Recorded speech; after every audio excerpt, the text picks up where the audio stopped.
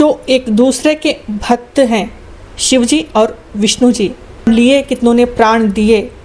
तो मनुष्य मूर्ख है, आज भी मूर्ख ही है मनुष्य।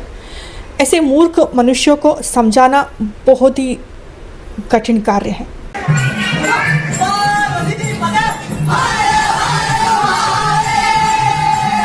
महादेव तो सर्वव्यापी है, जिनका ना ही अंत है और ना ही आरंभ है। भगवान शिव जी विरूपाक्ष के रूप में यहाँ पर बसे हुए हैं। उन्हीं के साथ माता पार्वती जी पंपा देवी के रूप में बसी हुई हैं। यहाँ सदियों पहले से रहते आ रहे हैं विरूपाक्ष जी और पंपा देवी। ऐसे भगवान को यहाँ के राजाओं ने रुष्ट कर दिया। चलिए बताती हूँ क्या किया था।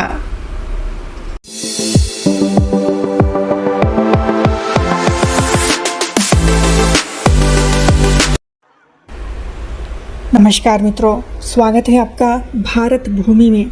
मित्रों, आज मैं आपको विरूपाक्ष मंदिर का दूसरा भाग मैं आपको शेयर कर रही हूँ।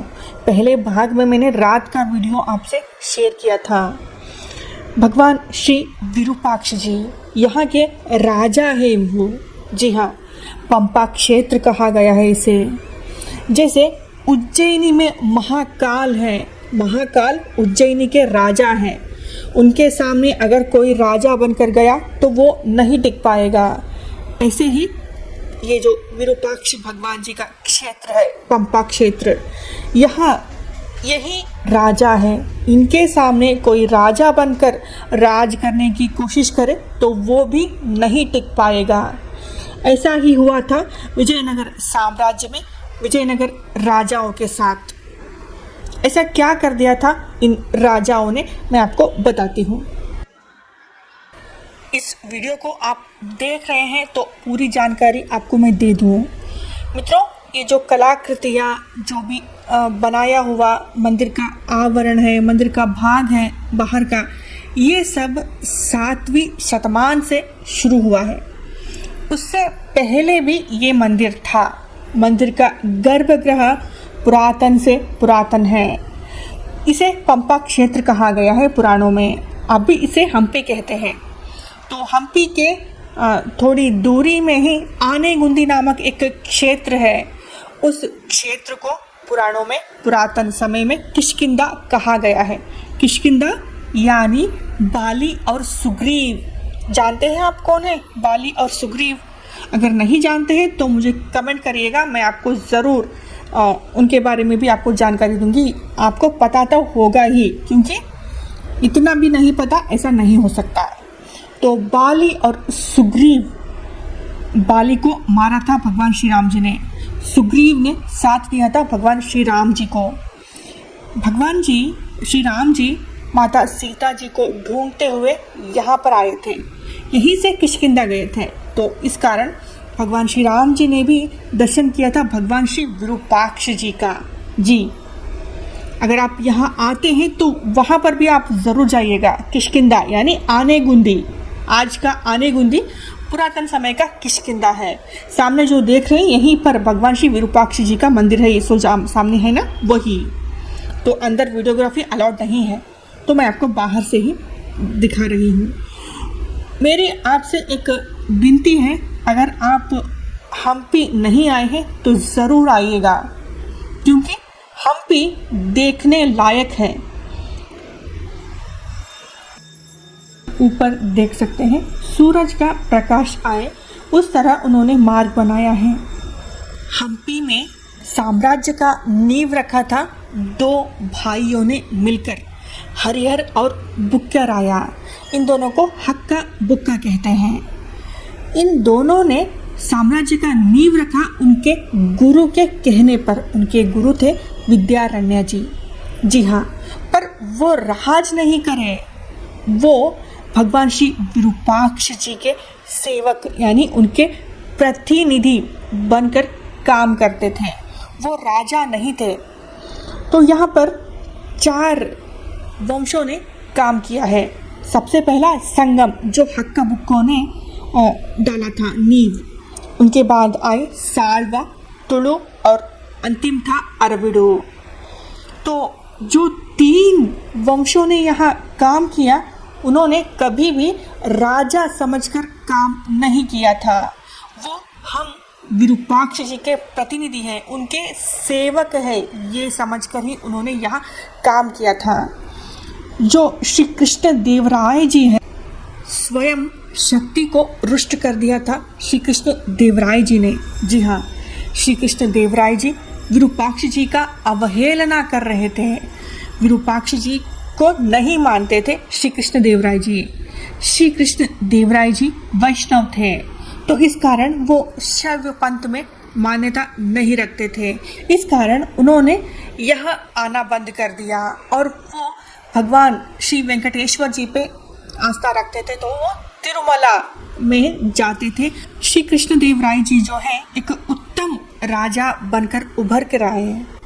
जैसे कि श्री कृष्ण देवराय अगर मिट्टी को भी छू लेते तो वो स्वर्ण का बन जाता, उस तरह का उनका राज हुआ है श्री कृष्ण देवराय जी का। क्योंकि वो उत्तम राजा तो थे, पर ये शक्ति और शिव जी का क्षेत्र है। यहाँ पर कभी भी यहाँ के साम्राज्य में कोई भी राजा किसी भी राज्य के विरुद्ध लड़ाई लड़ा है, वो कभी भी नहीं हारा था। बहुमनी सुल्तानों ने यहाँ कितनी बार आक्रमण किया, परंतु वो हार कर वापस लौटे थे। परंतु श्री कृष्ण देवराय जी को अपने वैष्णव होने पर इतना आस्था था कि उन्होंने यहाँ आना ही बंद कर दिया, जैसे कि वो भगवान विरूपाक्ष जी को भूल ही चुके हों। वो समय ही कुछ ऐसा था, उस समय ऐसा बहुत हुआ है, जैसे कि शैव पंथी जो है वो वैष्णवों को नहीं मानते थे, और जो वैष्णव होते थे वो शैव पंथियों को नहीं मानते थे, एक दूसरे को नीचा दिखाते रहते थे। उस समय ऐसे बहुत हुआ है, बहुत लोगों ने अपने प्राणों की आहुति दी है उस समय पर। जैसे कि तिरुपति में भी जो गोविंदराज स्वामी जी का, भगवान जी का मंदिर है, अगर आपने नहीं देखा है तो मैंने डिस्क्रिप्शन बॉक्स में लिंक दे दिया है गोविंदराज स्वामी जी का, वो आप देख सकते हैं। तो वहाँ पर भी भगवान विष्णु जी का एक मूर्ति है, वो एक तालाब जैसा है, वहाँ पर रखा हुआ है। उस मूर्ति को नदी में फेंका था एक राजा ने, चोल राजा ने उस मूर्ति को निकलवाया था शंकराचार्य जी ने। तो ऐसा बहुत हुआ है उस समय, बहुत से साधुओं ने अपने प्राण भी त्यागे हैं। मैं आपको बता दूं, शिव जो है वो वैष्णव है, भगवान विष्णु जो है वो शैव हैं। जी हाँ, विष्णु जी शिव जी का ध्यान करते हैं और शिव जी विष्णु जी का ध्यान करते हैं। मैंने अभी जो कहा, पता नहीं आपने कितना समझा और कितना नहीं, पर जो समझे हैं वो बड़े ज्ञानी हैं। जो एक दूसरे के भक्त हैं, शिव जी और विष्णु जी एक दूसरे के आराध्य हैं वो तो उनको लेकर ही यहाँ कितना झगड़ा हुआ, कितना प्राण गए, कितनों ने प्राण लिए, कितनों ने प्राण दिए। तो मनुष्य मूर्ख है, आज भी मूर्ख ही है मनुष्य। ऐसे मूर्ख मनुष्यों को समझाना बहुत ही कठिन कार्य है। तो मैं आपको बता रही थी, श्री कृष्ण देवराय जी के समय से ही भगवान विरूपाक्ष जी का अवहेलना करना प्रारंभ हुआ था। श्री कृष्ण देवराय जी के बाद उनके जमाता यानी उनके दामाद राम राय जी राज करना प्रारंभ करते हैं, क्योंकि श्री कृष्ण देवराय जी बीमार पड़ चुके थे, मृत्युशैया पे वो थे। श्री कृष्ण देवराय के समय पर तो फिर भी ठीक था, जब उनके जमाता राज करना प्रारंभ कर चुके थे तो वो तो एक मद में चूर हो चुके थे, अहंकार में आ चुके थे, वो किसी को कुछ समझते ही नहीं थे। तो शक्ति यानी माता पंपा देवी रुष्ट हो चुकी थी, उन शक्ति और शिव का यहाँ बारंबार अपमान हो रहा था। तो माता रुष्ट होकर राजा राम राय जी के स्वप्न में जाती हैं और कहती हैं, इतने दिन मैंने तुम्हारा रक्षा किया है, अब मैं यहाँ नहीं रुकूंगी, मैं यहाँ से जा रही हूँ। हे राजन, तुम पर यवनों का आक्रमण होने वाला है, हो सके तो इस आक्रमण को टालने की प्रयत्न करो। मैं यहाँ नहीं रुकूंगी। अगर तुमने युद्ध किया तो तुम्हारा सर्वनाश होगा। ये कहकर माता वहाँ से अंतर ध्यान हो जाती है। माँ शक्ति वहाँ पर नहीं है, पंपा देवी वहाँ पर नहीं है अभी। तो माता पंपा दी जी जो है तुंगभद्रा नदी से होते हुए एक सर्प के आकार से भाग्यवंती नाम से प्रसिद्ध हुई हैं। भाग्यवंती माता यानी माता शक्ति ही है। चाहे वो हम्पी हो, चाहे वो घत्तरगा यानी भाग्यवंती माता का क्षेत्र हो, जहाँ का भी क्षेत्र हो, अगर आप निष्ठा से नहीं रहोगे, सेवा भाव से नहीं रहोगे, ना ही वहाँ माता रुकेगी, ना ही वहाँ शिव जी रुकेंगे। इतना सा ही कहना था मेरा। हम्पी का और भी बहुत सारे वीडियो आने वाले हैं।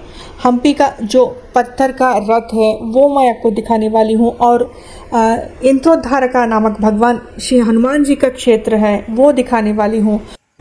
इस वीडियो में आपने जो भी देखा ना, वो भगवान श्री विरूपाक्ष मंदिर का अंदर का भाग और बाहर का आवरण जो भी है वो सब मैंने दिखाया आपको। अगले वीडियो में मैं जो बाकी स्थान है वो सब आपको शेयर करूँगी। बने रहिएगा मेरे साथ। धन्यवाद जी।